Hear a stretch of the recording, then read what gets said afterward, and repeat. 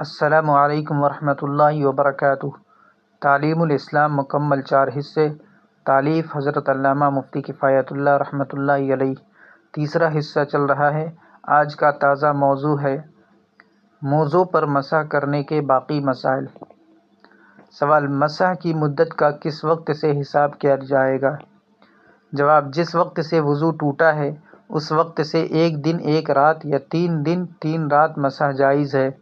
مثلاً جمعہ کی صبح کو وضو کر کے موزے پہنے اور اس کا یہ وضو ظہر کا وقت ختم ہونے تک ٹوٹا تو یہ شخص اگر مقیم ہے تو ہفتے کی ظہر کے وقت تک مسح کر سکتا ہے۔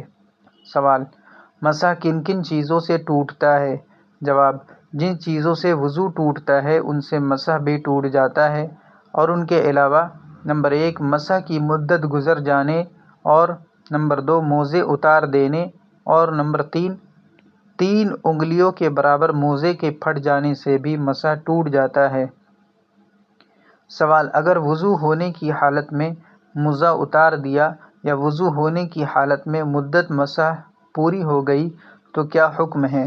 جواب: ان دونوں صورتوں میں صرف پاؤں دھو کر موزے پہن لینا کافی ہے اور پورا وضو کر لینا مستحب ہے۔ سوال: اگر مسافر نے موزوں پر مسح کرنا شروع کیا اور 1 دن 1 رات بعد گھر آ گیا تو کیا کرے؟ جواب: موزے اتار دے اور نئے سرے سے مسح کرنا شروع کرے۔ سوال: اگر مقیم نے مسح شروع کیا اور پھر سفر میں چلا گیا تو کیا کرے؟ جواب: اگر 1 دن 1 رات پوری ہونے سے پہلے سفر کیا تو 3 دن 3 رات تک موزے پہنے رہے اور مسح کرتا رہے، اور 1 دن 1 رات پوری ہونے کے بعد سفر کیا تو موزے اتار کر نئے سرے سے مسح شروع کرے۔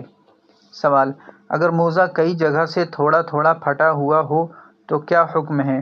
جواب: ایک موزہ کئی جگہ سے پھٹا ہو تو اسے جمع کر کے دیکھو، اگر مجموعہ میں انگلیوں کے برابر ہو جائے تو مسح ناجائز ہے، اور کم رہے تو جائز ہے، اور دونوں موزے پھٹے ہوں اور دونوں کی پھٹن 3 انگلیوں کے برابر ہو لیکن ہر ایک پھٹن 3 انگلیوں کی مقدار سے کم ہو تو مسح جائز ہے۔